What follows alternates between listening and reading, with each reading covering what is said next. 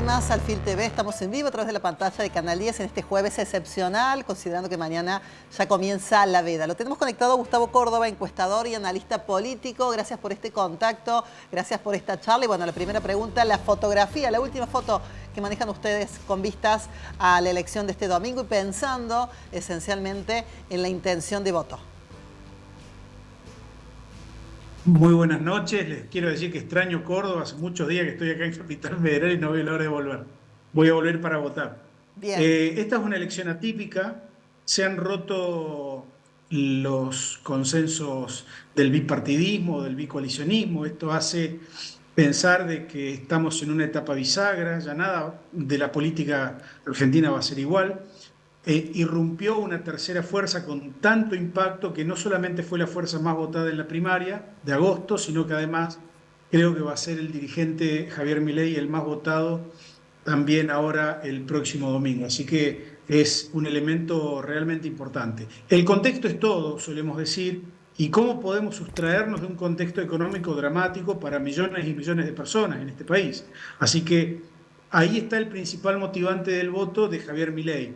Déjenme decirles que en el caso de Sergio Massa, que es a quien nosotros vemos en segundo lugar, se consolida a partir de un piso techo, podríamos decir hoy, del peronismo, ¿no? Desde la elección legislativa del 2021, Massa conserva ese 30, 31, bueno, 30 y pico, que le puede permitir en esta elección ingresar al balotaje. Y en tercer lugar la tenemos a Patricia Bullrich, con las dificultades que todos conocemos, ¿no?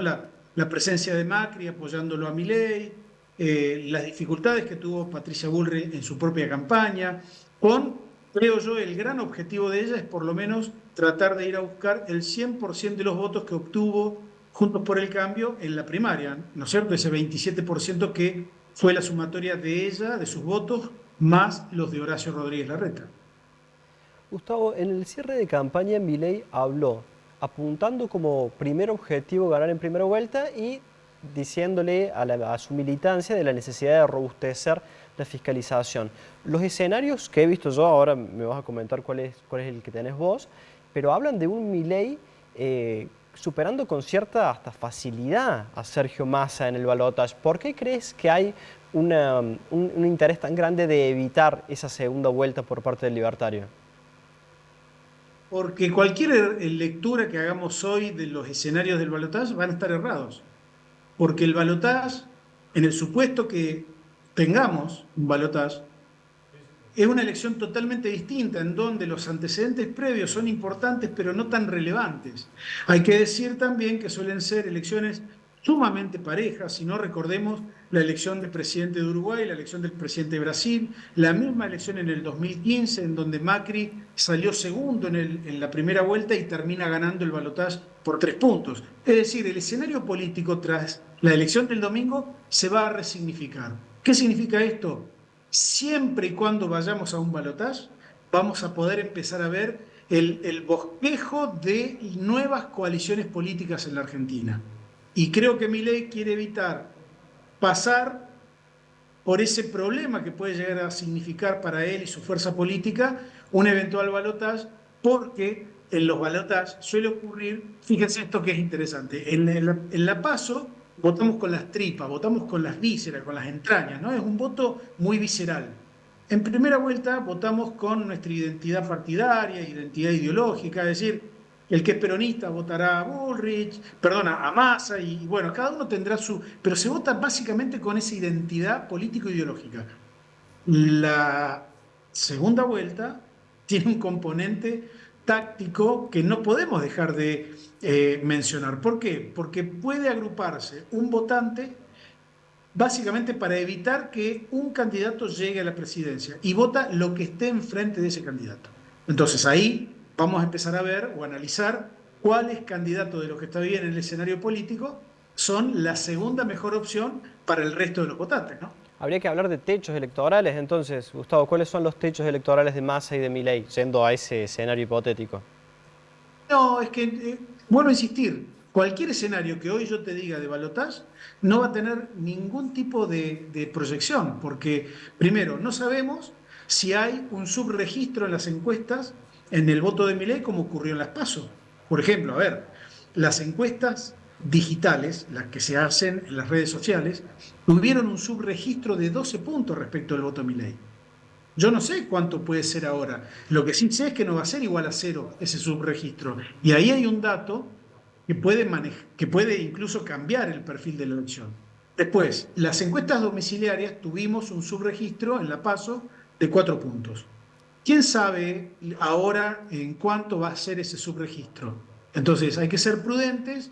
Lo que nosotros estamos planteando es que la mayor probabilidad es que vayamos a un balotaje, pero no podemos descartar bajo ninguna circunstancia que Milei pueda triunfar en primera vuelta. Gustavo, pensando en las elecciones PASO anteriores y pensando en la participación, ¿no? El promedio de crecimiento entre la PASO y las generales es de 5 puntos aproximadamente. Y por otro lado, ¿cuál será el comportamiento de aquellas personas que votaron y apostaron por esas fuerzas, que si mal no recuerdo son 10 y que no alcanzaron ese piso del 1,5? ¿Qué pasará con ese crecimiento y con estos votantes que han quedado huérfanos de alguna manera? Bueno, algo ha crecido Massa, Milei está creciendo fundamentalmente en provincia de Buenos Aires, Patricia Bullrich le cuesta mucho sumar el 100% de los votos de Larreta, pero va a andar en un porcentaje más o menos equivalente. Ahora, déjenme decirles que el votante argentino está absolutamente definido y ese 5% que se va a incorporar a votar casi con seguridad, yo creo que ahí hay una clave también que puede llegar a permitir ver con mucha firmeza quién puede tener más chances, ¿no? Porque si esos 5 puntos son de votantes jóvenes, pues bien, ahí tenemos que pensar que las chances de Milei en primera vuelta tienden a aumentar. Pero si es como creo yo, que el votante que más dejó de ir a votar en los pasos fue el mayor de 60 años, y estos 5 puntos que se van a agregar tienen un componente muy alto de ese votante, pues bien yo diría que las chances de triunfo en primera vuelta prácticamente se debilitan al extremo, ¿no? Gustavo, después de los debates presidenciales, en el peronismo de Córdoba caló la idea de que si Schiaretti hubiera saltado antes a las marquesinas nacionales, hubiera tenido chances de entrar al balotaje. ¿Cuánto tiempo demanda de exposición a medios nacionales generar un candidato con chances para una presidencial? Te lo pregunto también pensando en la proyección nacional que pueda tener Martín Yarlora y en cómo debería actuar para posicionarse hacia un escenario futuro. Fíjate que es un juicio contrafáctico, ¿no? Porque la verdad es que podemos pensar que fue un ingreso tardío, en función de que generalmente una candidatura a presidente requiere de un proceso de instalación previo muy importante. En el sistema de país que tenemos, federal en los papeles y unitario en la práctica, tenés que instalarte en Capital Federal, ¿no? Para que tu palabra, tu voz, tu cara sean reconocidas en todo el interior provincial. Además de recorrer también las provincias, además también de instalar temas de agenda, de tener réplicas, de tener una narrativa, una argumentación sostenida en el tiempo. Así que no es tarea sencilla, ¿no? Llegar a la presidencia, por eso los que terminan siempre compitiendo arriba son los que le dedican mucho más tiempo a esto. Creo que Yarlora, fíjate vos qué interesante, aún antes de asumir su gobernación, él ya arrancó un posicionamiento temprano a nivel nacional y eso me parece que es un buen camino. Gustavo, con respecto a las recientes gobernaciones a las cuales accedió Juntos por el Cambio, ¿usted considera que Patricia ha sabido capitalizar esos triunfos de alguna manera? Lo que pasa es que hay una gran confusión en el periodismo respecto de los niveles de voto. Córdoba es un ejemplo desde hace muchísimo tiempo de que cuando los cordobeses votan a nivel municipal, generalmente no tienen en cuenta lo provincial. Y cuando votan a nivel nacional tampoco tienen en cuenta lo provincial. Es más, hemos tenido turnos electorales, por ejemplo, hubo un momento que votamos en Córdoba, ¿no? De la Sota gobernador, Ramón Mestre intendente y Cristina presidenta. Esas fueron las 3 opciones ganadoras en la provincia de Córdoba. ¿Y qué tienen que ver entre sí? Prácticamente nada. Eso significa que la voluntad del votante, la voluntad del elector, tiende a mejorar y a no dejarse llevar tanto por las estructuras partidarias. Y esto no me parece un mal dato. Lo que sí me parece que a esta altura del partido tenemos que entender de que si una fuerza, como por ejemplo la de Milei, que no obtuvo ningún voto prácticamente en las elecciones provinciales, porque en Córdoba sacó, creo que no llegó al 3%, ¿no? ¿Cómo puede ser entonces que después para presidente haya sacado el 34 o 35%? ¿Qué Claro. está pasando?